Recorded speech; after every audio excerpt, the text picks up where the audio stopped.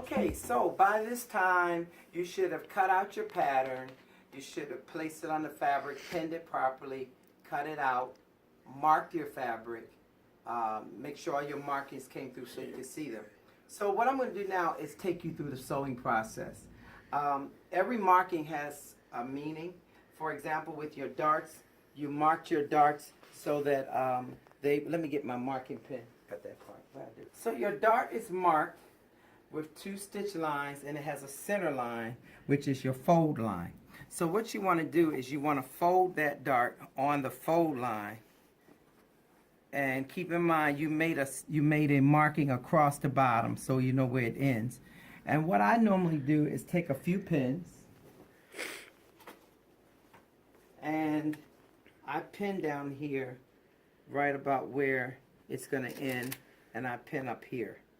Now, what I want you to do is get in the habit of only using pins when necessary, because good seamstresses don't use pins all the time. So what we're going to do is we're going to start sewing this from that edge and come up on our sewing machine. And I've already done it on several of the others so you can see it. It's already done on this one and then on the back panel. Now, the reason why you have darts is because everybody's body shape requires darts. In the waist, in the back buttocks area, and your hips actually form a dart when you look at your seams. So let's go ahead and sew this. I'm going to sew it with a different color fabric, different color stitching, so that you can clearly see my stitches. All right? When you're working with a dart, you want a straight foot, just a regular foot. Doesn't have any other attachments to it. All right? Don't forget, set your machine at about 2.5, and you're ready to stitch. And so what I do is I start right on the edge. Now I'm going to take this foot off so you can see exactly where I'm going to start. I'm going to start it right here. I'm angling my fabric because if I do this, it's not going to sew my line correctly. But I'm starting it right there. So I'm going to put this foot back on, and then I'm going to start right in that spot. Okay? Now, what you're going to do is you want to find your reverse button on your machine. Make a few stitches forward, hit your reverse button, and go backwards over the same spot. Hit it again and go forward. This will lock the fabric, lock the stitch in place. I'm going to show you another way to lock it in place as well. And the reason why this is pulling is because my thread is caught here. Okay. So we're going to just continue all up to the end. Now, don't run off your fabric. When you're almost at the edge of your fabric, hit your reverse again, go back a few, and then come forward. Okay? And this will lock the stitch in place. Now, another way to lock your stitch without using the reverse, I'm going to show you right now. Another way to lock that stitch, which is very time consuming, is to leave the strings long enough on the edge, and mine of course just broke, and you're going to take it and tie it in a knot twice. Okay, that's another way to lock your ends of the dart down here. Okay, and as you can see with all the other ones, I've already stitched them in. Now what I'm going to do is press my darts. Now this is the rule of thumb with sewing. Darts always press in toward the center of your garment. So this is the front seam. This is the front of it. This is the center. So I want my dart to come in toward it. So I'm going to press it from the wrong side. What I'm going to do is I'm going to kind of position my hands so that I can pull the fabric just a little bit and slide my iron right over that dart. Pulling this fabric allows me to flatten it so it's nice and flat. And so if you look at it from the right side, you can see it's a beautiful pleat. It's nice and flat, this dart. Now the last thing I'm going to do now is what is called a stay stitch. Keep in mind, regular seams are going to be 5/8 of an inch. A stay stitch is 1/2 of an inch. I'm going to put that 1/2 inch stitch up here because it's going to stop the top of my fabric from stretching and getting out of shape. So what I'm going to do is look at my 1/2 inch guideline on my throat plate. And if you take a look here, you can see my 1/2 inch thread line is right there. It says 1/2. I'm going to line the edge of my fabric with that 1/2, and we're going to do just like this. Okay, so then we're going to stitch it, and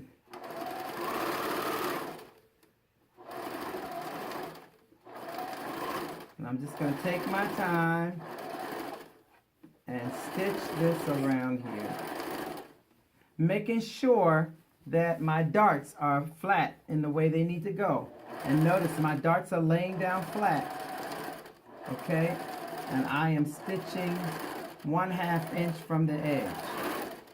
Okay, that's going to stop my fabric. I went off a little at this end. That's going to stop my fabric from shifting and from stretching. Okay, 1/2 inch. Here we go. Okay.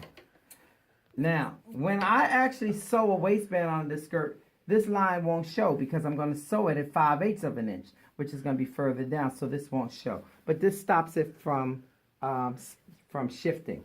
Now, remember when you were doing your pattern work, I told you to mark your hem at the bottom. What I have here is what I call fusible hem tape.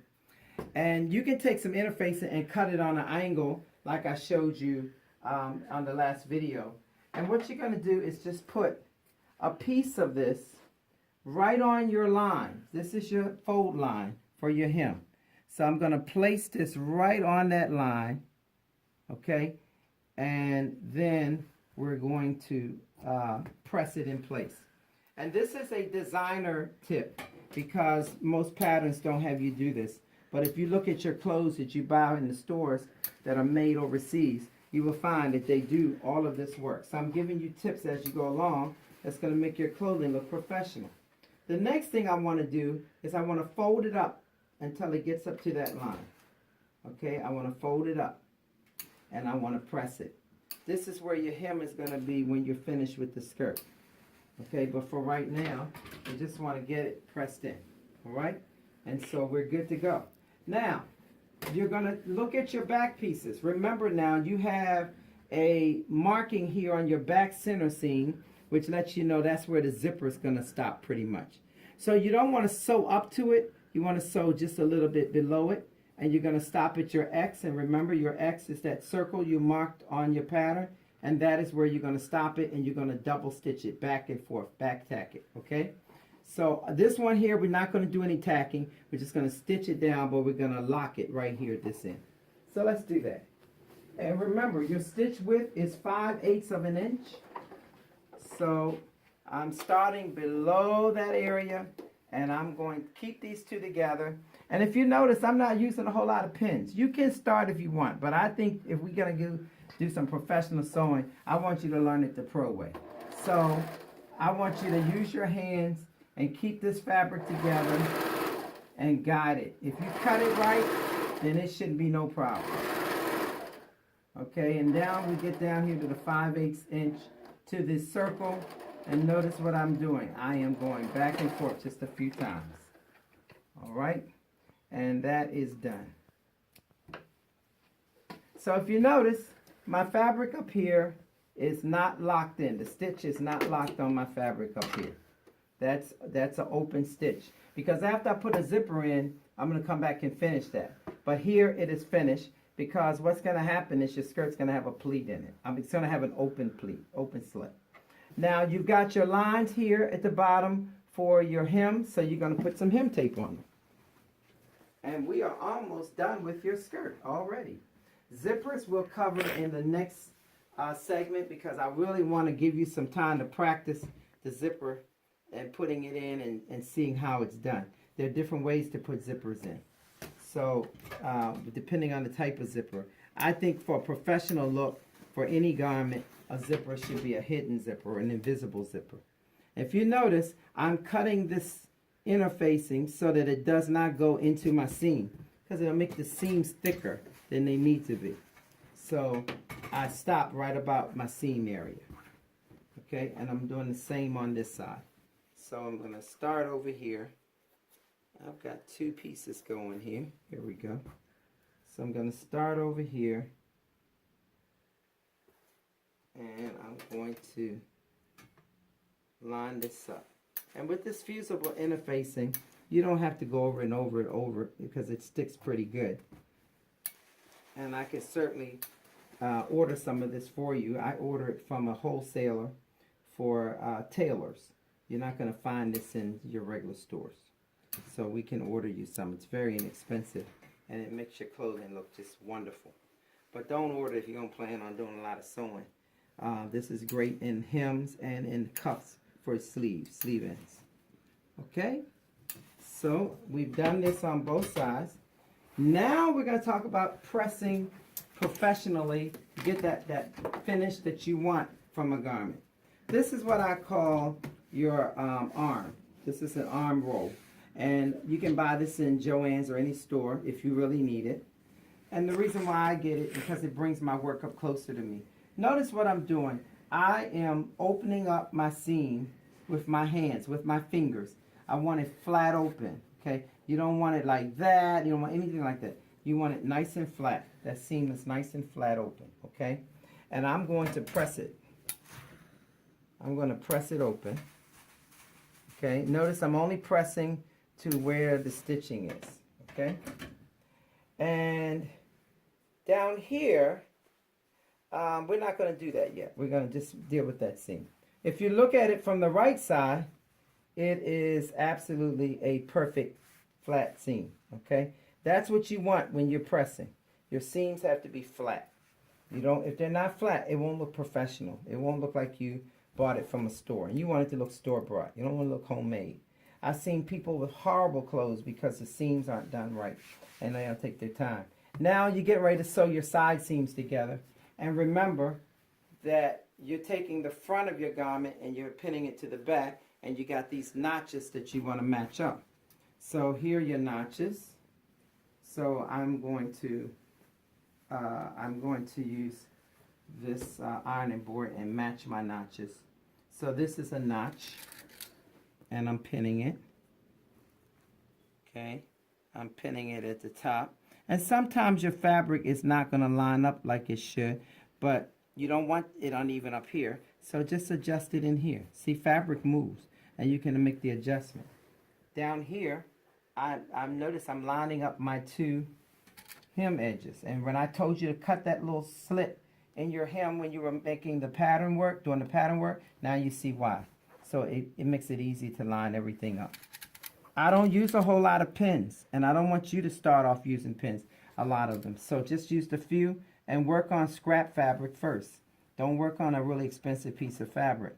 And try not to use too many pins. I'm using them so you can see how this comes together when it was cut properly. Okay? So what we have here, all the edges have to be together. Your seams are 5/8 of an inch. And so now we're going to go and sew it. So we're going to put it on the 5/8 inch line. Make sure you have this set at 2.5. Notice I'm going back and forth a little to start it. Okay, and then I am going to follow the curve. Follow your edge. That is the important piece. Okay, and so I am doing the 5/8 of an inch seam.